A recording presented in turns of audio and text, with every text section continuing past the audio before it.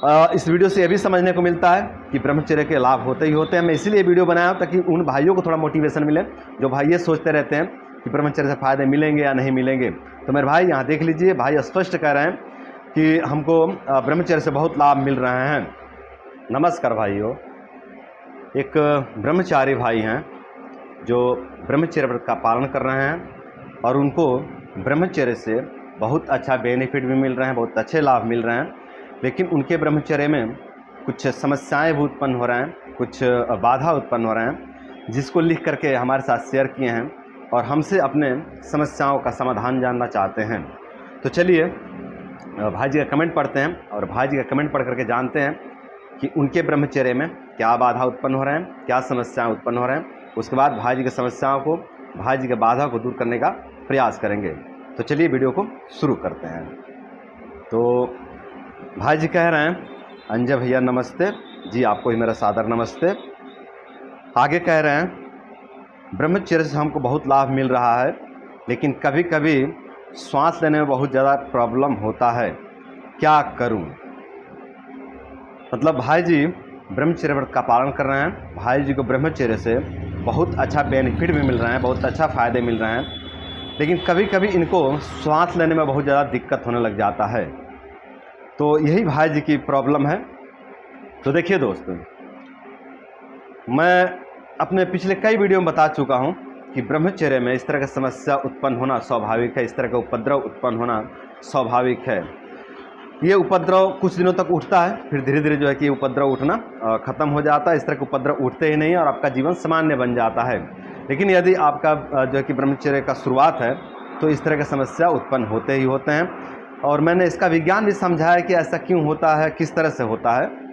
मैंने स्पष्ट किया अपने कई वीडियो में कि जो अपनी एनर्जी है ना, जो शुक्र धातु की जो एनर्जी है, ये ऊर्ध्व होती है, ऊपर की तरफ आती है।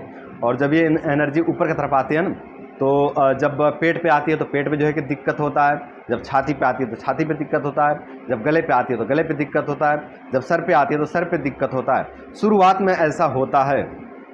और जब एनर्जी अच्छे से ट्रैवल करने लग जाती है ना, जब इसके कोई मार्ग में कोई रुकावट नहीं आता है, तो फिर कोई प्रॉब्लम नहीं आती, कोई दिक्कत नहीं आती है।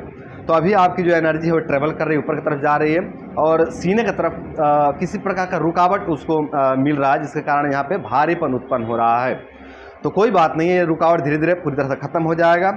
और जो आपको ये सांस लेने की दिक्कत हो रही है, फिर छाती में जो भारीपन की दिक्कत हो रही है, इस समस्या से आपको मुक्ति मिल जाएगा। तो आपको घबराना नहीं है, इस तरह का समस्या उत्पन्न होना स्वाभाविक है। और सभी भाई ध्यान से जो है कि इस बात को समझें कि ब्रह्मचर्य के दौरान इस तरह के उपद्रव होना स्वाभाविक है। तो किसी भी भाई के साथ में यदि ब्रह्मचर्य के दौरान इस तरह की दिक्कत आती है कि थोड़ा छाती में भारीपन आता है, या फिर थोड़ा पेट में भारीपन आता है, या फिर थोड़ा गले पे भारीपन आता है, या फिर सर में भारीपन आ जाता है, तो इससे घबराना नहीं है। इससे घबरा करके ब्रह्मचर्य को नहीं तोड़ना है और घबरा करके कोई गलत निर्णय नहीं लेना है। आप धैर्यपूर्वक इसी तरह से आगे बढ़ते रहिए। ये जो आपको छोटी छोटी समस्याएं उत्पन्न हो रहे हैं, इन सभी समस्याओं से धीरे धीरे मुक्ति मिल जाएगा। लेकिन मैं यहाँ पे कुछ औषधि भी आपको बतलाना चाहूँगा, ताकि जो आपका ये उपद्रव है ये थोड़ा कम हो जाए। पूरी तरह से ख़त्म तो नहीं किया जा सकता, ये स्वाभाविक रूप से ही ख़त्म होगा, अपने आप ही ख़त्म होगा।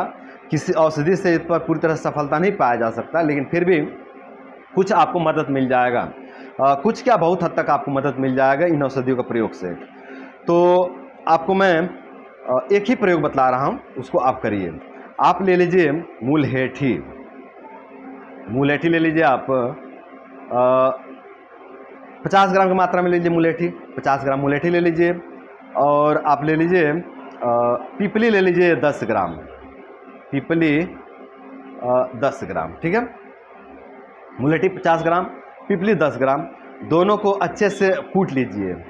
किसी बर्तन में रख के या फिर खननी में रख के अच्छे से कूट लीजिए उसको, और जौ कूट कर लीजिए उसको, है ना। मतलब जौ के जैसा छोटा छोटा टुकड़ा कर लीजिए। और इस टुकड़े में से मतलब दोनों कूटना है आपको, पीपली को भी और मुलहेठी को भी, दोनों को भी एक साथ में कूटना है। और कूट करके अच्छे से जो कि मिला करके एक डब्बे में रख लेना है।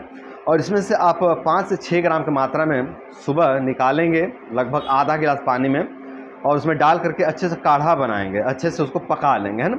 और जब पक करके 1 कप हो जाए ना, आधा गिलास पानी जब पक करके 1 कप हो जाए, तो उसको जो है कि सुबह आप पी लेंगे। इस तरह से आप दिन में 2 बार भी इसका प्रयोग कर सकते हैं, सुबह शाम भी प्रयोग कर सकते हैं, और चाहे तो आप जो है कि एक टाइम भी प्रयोग कर सकते हैं। और आप चाहें तो इसको खाली पेट भी प्रयोग कर सकते हैं, चाहें तो खाना खाने के बाद भी प्रयोग कर सकते हैं। तो वो देख लीजिए आपको जो सुविधाजनक लगे उस हिसाब से आप इसको जो है कि प्रयोग कर सकते, इसका सेवन कर सकते हैं। और इसका सेवन करके आप जो आपको श्वास में दिक्कत आ रही है, जो आपको श्वास लेने में प्रॉब्लम हो रही है, इस समस्या को, इस प्रॉब्लम को आप धीरे धीरे पूरी तरह से ख़त्म कर सकते हैं। तो आप ब्रह्मचर्य को जारी रखें और जो हमने आपको ये औषधीय चिकित्सा बताए हैं इसको भी आप करते रहिए और धैर्यपूर्वक आप ब्रह्मचर्य का पालन करते रहिए। स्वाभाविक रूप से भी आपकी ये समस्याएं खत्म हो जाएंगे। स्वाभाविक रूप से भी जो आपको ये प्रॉब्लम उत्पन्न हो रहे हैं, जो उपद्रव उत्पन्न हो रहे हैं, ये उपद्रव आपके खत्म हो जाएंगे। लेकिन साथ में आप ये अगर ये मुलेठी वाला प्रयोग करते हैं और पीपली वाला प्रयोग कर लेते हैं ना, तो आपको इसमें बहुत हद तक मदद मिल जाएगा। और जो आपको कष्ट हो रहा है, जो आपको परेशानी हो रहा है ब्रह्मचर्य के दौरान में, ये परेशानी, ये आपका समस्या नहीं होगा और आप बहुत सहजता से ब्रह्मचर्य का पालन कर पाएंगे और अपने जीवन को बेहतर बना पाएंगे। तो यदि किसी भाई के साथ में इस तरह की समस्या हो रही है कि श्वास लेने में दिक्कत हो रही है ब्रह्मचर्य के दौरान, तो इस प्रयोग को कर सकते हैं और इस प्रयोग को करके अपने श्वास वाली समस्या को धीरे धीरे पूरी तरह से खत्म कर सकते हैं। तो दोस्तों, इस वीडियो से यह भी समझने को मिलता है कि ब्रह्मचर्य के लाभ होते ही होते हैं। मैं इसीलिए वीडियो बनाया हूं ताकि उन भाइयों को थोड़ा मोटिवेशन मिले जो भाई ये सोचते रहते हैं कि ब्रह्मचर्य से फ़ायदे मिलेंगे या नहीं मिलेंगे। तो मेरे भाई यहाँ देख लीजिए, भाई स्पष्ट कह रहे हैं कि हमको ब्रह्मचर्य से बहुत लाभ मिल रहे हैं। तो आपको भी ब्रह्मचर्य से लाभ मिलेंगे। आप लोग चिंता ना करिए, घबराइए नहीं, ब्रह्मचर्य का पालन कीजिए और ब्रह्मचर्य का पालन करके ब्रह्मचर्य का लाभ प्राप्त करिए और ब्रह्मचर्य का लाभ प्राप्त करके आप लोग अपने जीवन को सुंदर, सरल एवं सफल बनाइए। तो आज के लिए इतना ही। नमस्कार।